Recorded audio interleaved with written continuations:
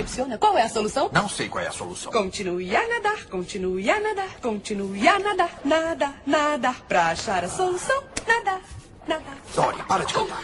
Na aula passada, galerinha, nós vimos sobre um grupo de vertebrados que são os peixes. Não é isso? Vocês se lembram das diferenças dos peixes? As duas principais diferenças são que peixes ósseos têm a estrutura do esqueleto de osso e os peixes cartilaginosos têm a estrutura do esqueleto de cartilagem. Vamos citar alguns exemplos, tá bom? Peixe ósseo. Nós temos aqui o peixe palhaço, não é isso? Peixe ósseo tem a estrutura de osso.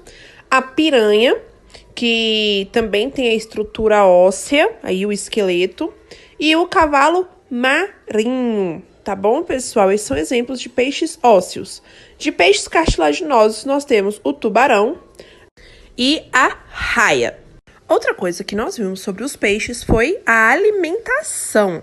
Vimos que alguns peixes são carnívoros, ou seja, eles se alimentam exclusivamente de outros animais. E também tem os peixes que são herbívoros, ou seja, que se alimentam apenas de algas, plantas. E temos também os onívoros, que são os peixes que se alimentam tanto de outros animais como também de plantas. Outra característica muito importante que nós vimos na aula passada são as nadadeiras, né, terceiro ano, que são usadas para os peixes se locomover. E por último, nós vimos sobre as escamas, né, galerinha? As escamas são usadas para proteger o corpo do peixe. Fizemos aqui, então, a nossa revisão da aula passada sobre os peixes que fazem parte do grupo de vertebrados.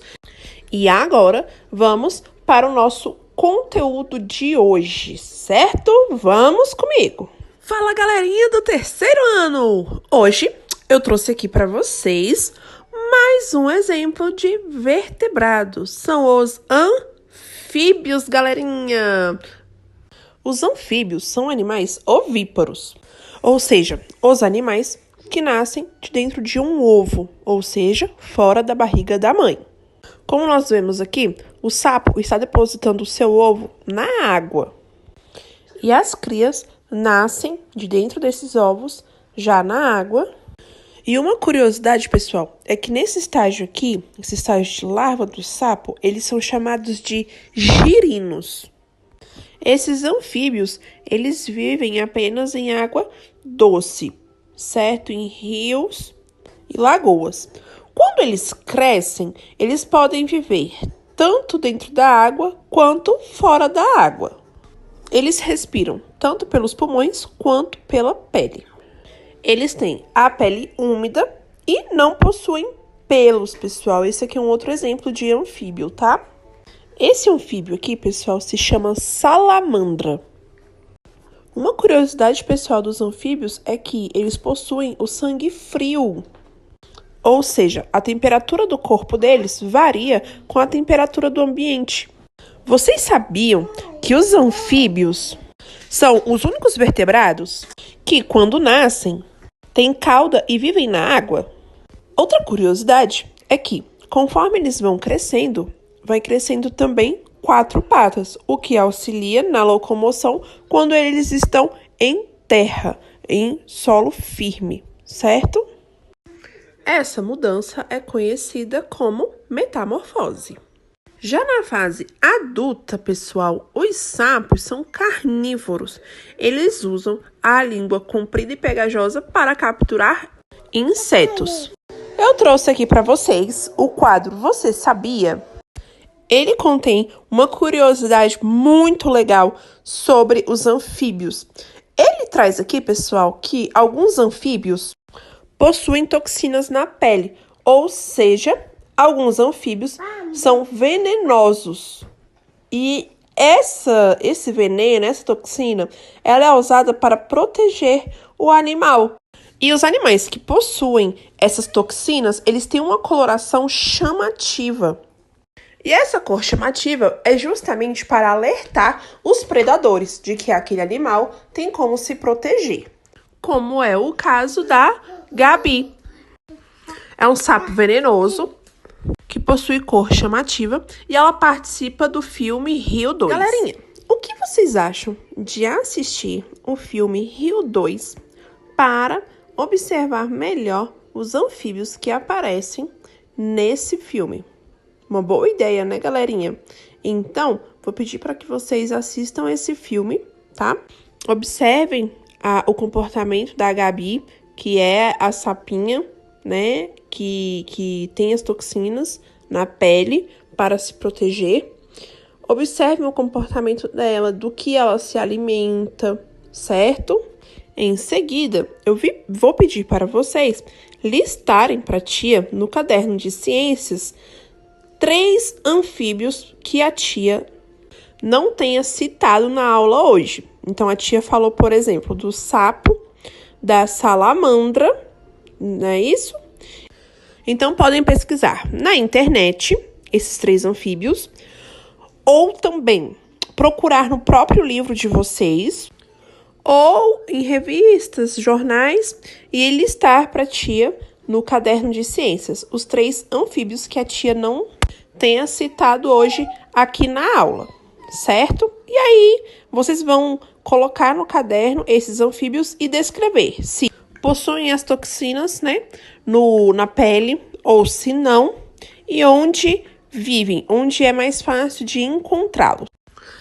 Para fixar o conteúdo que a tia trouxe hoje sobre os anfíbios, né, e o que a tia trouxe na aula passada sobre os peixes, vocês vão responder os exercícios da página 132, porém, vocês vão responder somente a questão A, tá bom?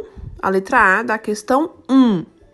Só essa primeira parte aí, tá? Vocês vão observar os animais a seguir, ou seja, vocês vão ver essas imagens da galinha, do sapo, do cavalo, do tubarão e do camaleão, e vão responder somente a questão A. Qual é o grupo ao qual esses animais pertencem? E qual é a característica que eles têm em comum? Então, vocês vão observar, né, pessoal, de que classificação que eles são e qual a característica em comum entre eles, certo? Vamos lá para a próxima. Próxima questão, pessoal, tá na página 134. Vocês vão responder somente a questão 3, tá bom? A 4 não, somente a 3. E a 3 diz assim: assinale V para as afirmações verdadeiras e F para as afirmações falsas. Vamos ler aqui as afirmações. A primeira diz: os peixes são animais aquáticos. A segunda: todos os peixes são carnívoros. A terceira: todos os peixes têm esqueleto de osso. Quarta: alguns peixes têm o corpo coberto por escamas. E por último, os tubarões são peixes com esqueleto de cartilagem. Então, pessoal, nós vimos sobre os peixes, né, na aula passada. E vocês vão marcar aí a afirmação que é verdadeira e a afirmação que é falsa. Por último, vocês vão responder a questão 5, letras A e B, que vocês vão ler essa tirinha que diz assim: os girinos nascem assim. Para eles virarem sapos primeiro, nascem as pernas. Os braços demoram para crescer. Veja, mamãe, sem as mãos. Mamãe, sem as mãos. Veja, mamãe, sem as mãos. Agora responda as atividades. Letra A: a que grupos de vertebrados pertencem os animais representados na tirinha? E letra B: assinale a alternativa que contenha o processo de desenvolvimento dos sapos retratados na tirinha. Então, galerinha, a gente viu hoje que o sapo passa por um processo de crescimento, certo? E aí aqui tem as opções: muda, nascimento, metamorfose ou alimentação. Certinho? Então, vocês vão responder essas questões para que na próxima aula eu possa corrigir. Terceiro ano, alguém ficou com dúvida? Se sim, escreva nos comentários para que a tia Renata possa responder a cada um de vocês, tá bom? Se não ficou com dúvida, coloque aí também o nome com as iniciais dos sobrenomes de cada um de vocês para que a tia Renata possa dar presença, tá bom? Um beijo e até a nossa próxima aulinha.